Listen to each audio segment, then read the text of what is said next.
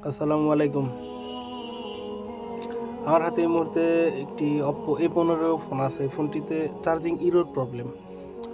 তো এ ধরনের প্রবলেম নিয়ে বিগত দিন অনেক আগের একটা ভিডিও আছে। তো আজকে একটা ভিডিও নিয়ে আসলাম আপনাদের সাথে শেয়ার করার জন্য।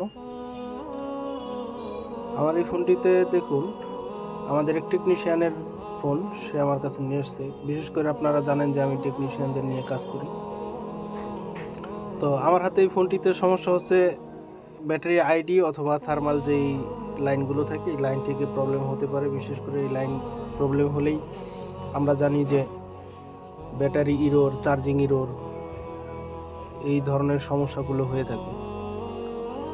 তো আমি ফোনটাকে সর্বপ্রথমে খুলে আগে আইডেন্টিফাই করে দেখলাম যে ব্যাটারির যে কানেক্টরটা আছে, এই কানেক্টরটার ভিতরে খুব এলোমেলো করা লাইনগুলো। তো দেখুন, যে ব্যাটারি কানেক্টরটা আছে এটার ভিতরে ব্যাটারি আইডি এবং ব্যাটারি থার্মাল বা থার্মাল যেটাই বলেন, এই লাইনগুলো থেকে প্রবলেম। তো এই লাইনগুলো আপনারা চেক করবেন কিভাবে? মিটার যেই বিপ রেঞ্জ আছে এটার ভিতরে রেখে, বাজাজ মোড যেটা বলেন আপনারা, তো এটার ভিতরে রেখে তারপরে আপনারা চেক দিয়ে দিতে পারেন মিটারগুলোতে। যেখানে যদি আপনার 400 বা 500-র উপরে যদি রিডিং থাকে, তো ওই লাইনগুলো কি ওয়ার্কিং করতেছে, কাজ করতেছে।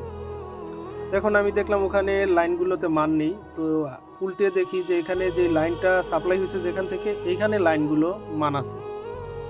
তো মিটারে চেক করে এই যে দেখতেছি এখানে মানটা ঠিকই আছে।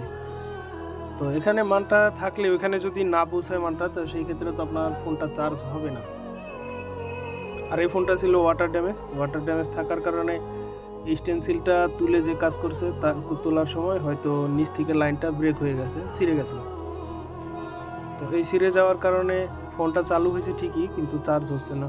তো এমত অবস্থায় একটা ফোন কাস্টমার যদি নিয়ে আসে যে ভাই আমার ফোনটা পানিতে পড়ে গেছে, এখন ওয়াশ করে দেন, ওয়াশ করে দেওয়ার পরবর্তীতে ফোন চালু হলো ঠিকই, কিন্তু চার্জ হচ্ছে না বা অন্যান্য আদারওয়াইজ অন্য কোথাও সমস্যা দেখাইতেছে, তো এটা তো কাস্টমার কোনোভাবেই চালাইতে পারবে না বা এটা মেনে নিতেও চায় না অনেক সময়।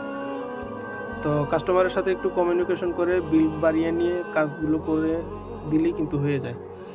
তো আমরা দেখুন এইটার যেই লাইন দুটো আছে, ব্যাটারি আইডি অথবা ব্যাটারি থার্মাল, দুইটা লাইন, এই দুইটা লাইন টেনে ব্যাটারির যেই কানেক্টর আছে, ব্যাটারির মাঝখানের যেই কানেক্টর দুটো, এই দুটোতে ঝালাই করে দেব। ঝালাই করে দিলে আশা করা যায় কাজটা হয়ে যাবে, যেহেতু দুইটা লাইনই মিসিং ছিল। আর এই দুইটা লাইন মাদারবোর্ডের ভিতর থেকে লেয়ারের মাধ্যমে এখানেই আসছে।